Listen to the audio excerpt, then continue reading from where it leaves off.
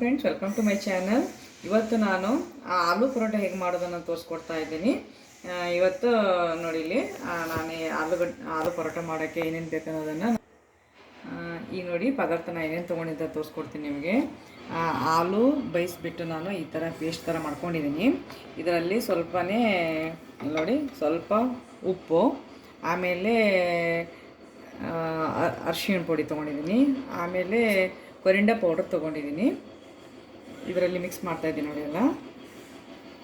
ಮತ್ತು ಇದರಲ್ಲಿ ಸ್ವಲ್ಪ ಅಜ್ವೈನ್ ಹಾಕ್ತಾಯಿದ್ದೀನಿ ನಾನು ರುಚಿಗೆ ತಕ್ಕಷ್ಟು. ನಾನು ಒಂದು 10 ಪರೋಟ ಮಾಡೋಕ್ಕಷ್ಟೇ ತೊಗೊಳ್ತಾ ಇದ್ದೀನಿ. ನೀವು ಜಾಸ್ತಿ ಮಾಡೋದಿದ್ರೆ ಜಾಸ್ತಿ ಕ್ವಾಂಟಿಟಿಯಲ್ಲಿ ತೊಗೋಬೋದು. ಆಮೇಲೆ ಇಲ್ಲಿ ನೋಡಿ, ಇದು ಚಾಟ್ ಮಸಾಲ ಇದೆ.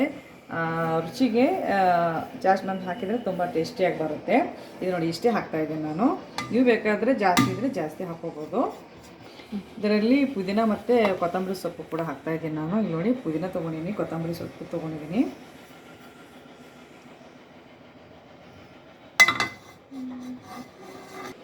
ಮತ್ತು ಸ್ವಲ್ಪ ಹಸಿಮೆಣ್ಸಿಗೆ ತೊಗೊಂಡಿದ್ದೀನಿ. ಆಮೇಲೆ ಸ್ವಲ್ಪನೇ ಈರುಳ್ಳಿ ಕಟ್ ಮಾಡಿ ಹಾಕ್ತಾಯಿದ್ದೀನಿ. ಇದರಲ್ಲಿ ಹಸಿ ಈರುಳ್ಳಿ ಹಾಕಿದರೆ ತುಂಬ ಸ್ವಲ್ಪ ಟೇಸ್ಟ್ ಚೆನ್ನಾಗಿ ಬರುತ್ತೆ. ನೀವು ಪರೋಟ ಮಾಡೋ ಟೈಮಲ್ಲಿ ಸ್ವಲ್ಪ ಎಣ್ಣೆನ ಸ್ವಲ್ಪ ಜಾಸ್ತಿ ಹಾಕಿಬಿಟ್ಟು ಸ್ಲೋ ಗ್ಯಾಸಲ್ಲಿ ನೀವು ಪರೋಟನ ಬೇಯಿಸಿದರೆ ತುಂಬ ಟೇಸ್ಟಿಯಾಗಿ ಬರುತ್ತೆ. ಫ್ರೆಂಡ್ಸ್ ನೋಡಿ, ಇಲ್ಲಿ ನಾನು ಇಲ್ಲಿ ಪರೋಟ ಈ ಥರ ಮಾಡ್ಕೊಂಡಿದ್ದೀನಿ. ಪರೋಟ ಈ ಥರ ಮಾಡಿದ್ದೀನಿ. ಅದ್ರ ಜೊತೆಗೆ ಚಪಾತಿ ಹಿಟ್ಟು ನಾದ್ಬಿಟ್ಟು ನಾನು ಈ ಥರ ಚಪಾತಿ ಹಿಟ್ಟಿನಿಂದ ಮಾಡ್ತಾಯಿದ್ದೀನಿ. ಮೈದಾ ಹಿಟ್ಟು ತೊಗೊಂಡಿಲ್ಲ ನಾನು.